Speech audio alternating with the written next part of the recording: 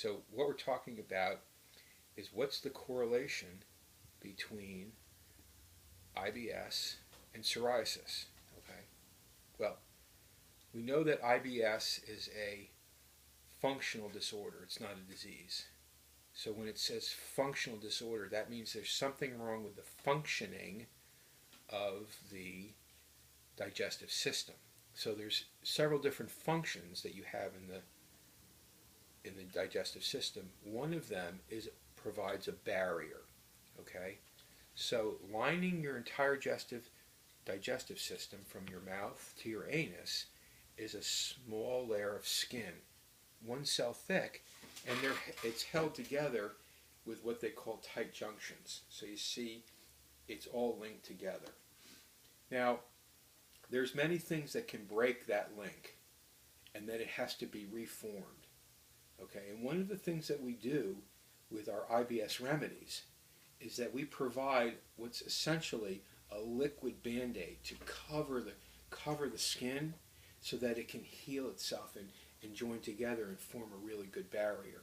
And then once it forms a really good barrier and a really tight skin, then the bacteria adhere to it and they form a layer of mucus, and that becomes protective.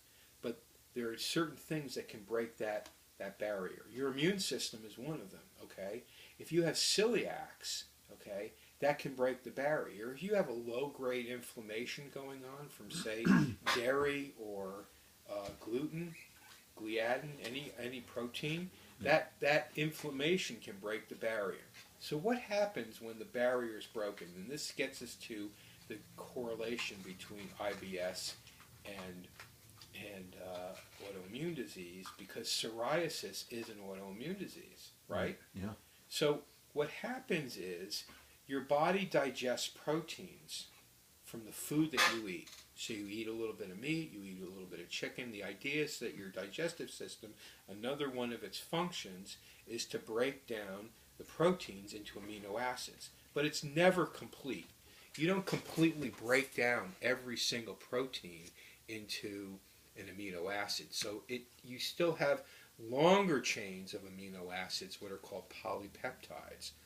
So sometimes when the barrier is broken, these polypeptides, undigested proteins, and full length undigested proteins get through into your body. Now, your body does something very interesting, because these don't belong there.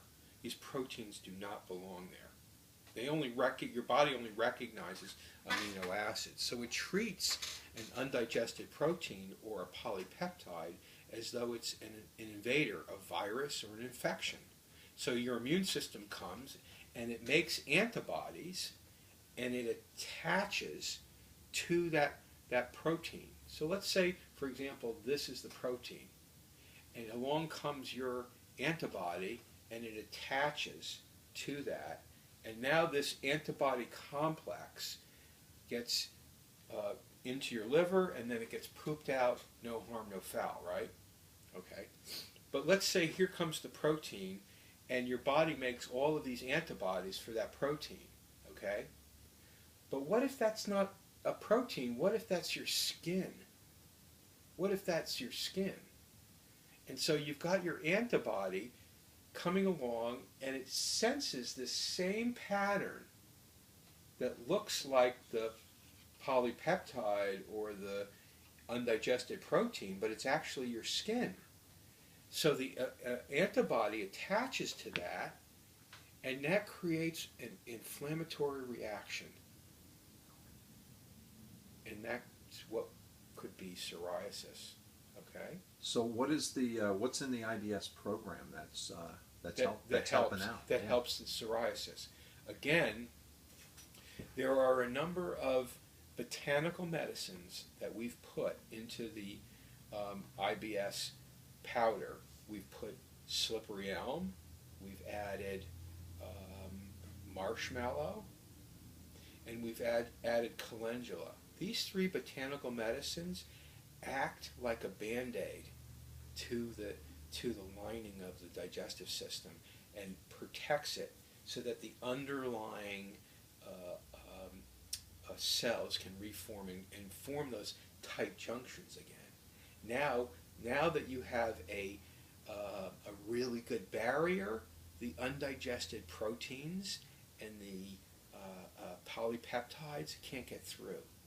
So your immune system is no longer reacting to them. Once your immune system is no longer reacting to them, they kind of die and fade away, and they're no longer attacking your skin. Huh. You see? Interesting. Yes. So we've also added to the IBS powder an amino acid called glutamine. And glutamine is like energy food for the cells. So what we're trying to do is to get them to work really a lot harder, okay, in forming new cells and creating this barrier again. Remember, glutamine is used in a number of different chemical reactions to make all of the chemicals that bind these cells together.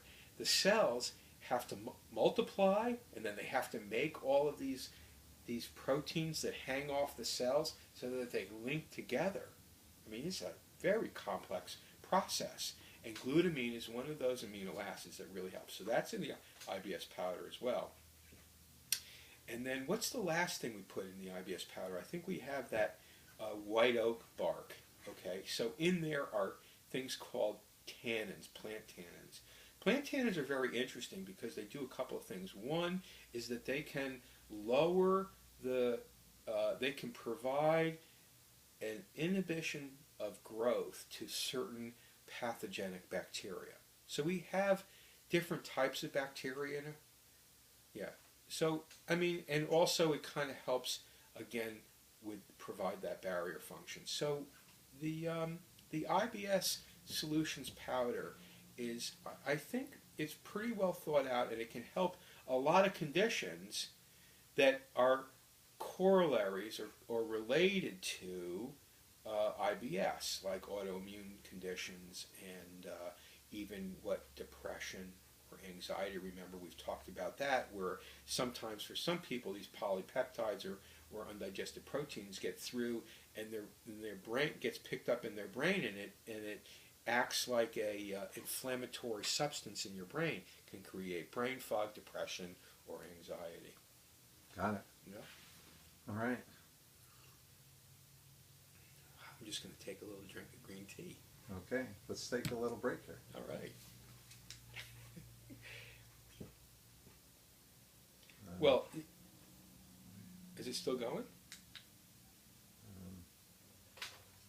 Are you pressing the right one?